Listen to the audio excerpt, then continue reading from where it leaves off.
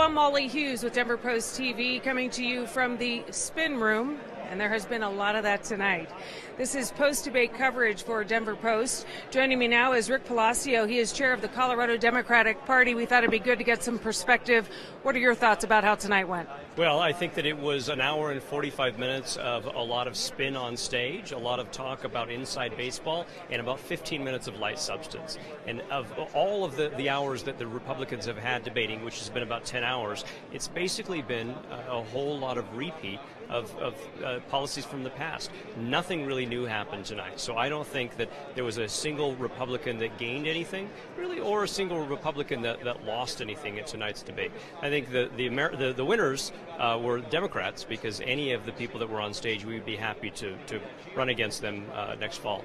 And what do you think the Democratic Party needs to do in order to swing this state in their direction? Sure. The problem that we have right now, and not just in Colorado, but across the country, is that middle-class Americans, or ordinary Americans' incomes are basically, they flatlined, and they have been flatlined for some time.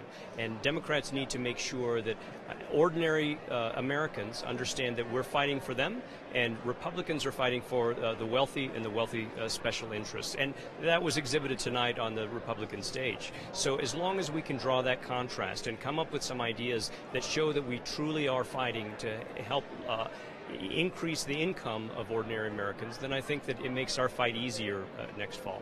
So this is the year of the outsiders, at least as it pertains to the Republican Party. We have Bernie Sanders on the Democratic side. How do you counter that, though? Because some people are very shocked that the outsiders have come along as far as they have. Does that shift anything in terms of a strategy for Democrats? Well, I would say that we are still 13 months away from an election.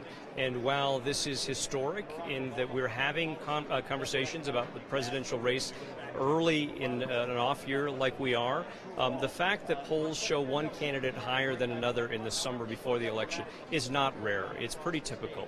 When you look back to 4 years ago in the Republican Party, or 8 years ago, there were a number of candidates that were outsiders, that were higher in the polls than others.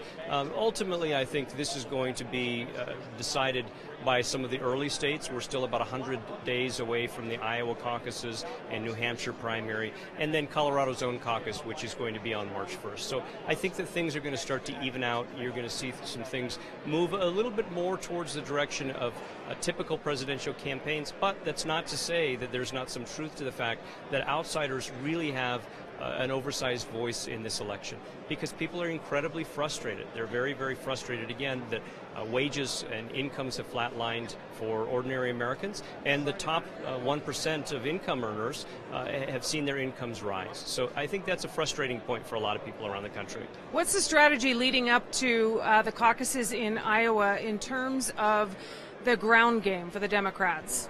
Well, I think that all of the presidential candidates in Iowa are working really hard.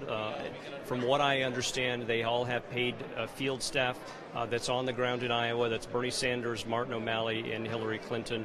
And they're going to continue to drive people out to those caucuses just the same way that they're doing in Colorado. It's really a neighbor-to-neighbor, door-to-door type of a program to make sure that they are contacting everyone that is a potential caucus goer, not just in our state, but other caucus states as well. So you were pleased with tonight?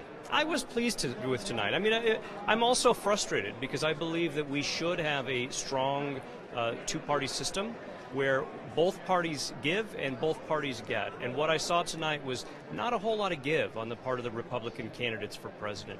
They were talking, again, about things that we've seen in the past, a lot of the same policies that led us to the Great Recession, where we were hemorrhaging jobs at 800,000 a month, instead of talking about raising income for average Americans. And that's frustrating, just from a regular citizen point of view. Rick Palacio, chairman of the Democratic Party for Colorado. Thanks for being here with us on DPTV. Thanks so much. All right. That'll do it for this round. I'm Molly Hughes with Denver Post TV. We'll be back with more.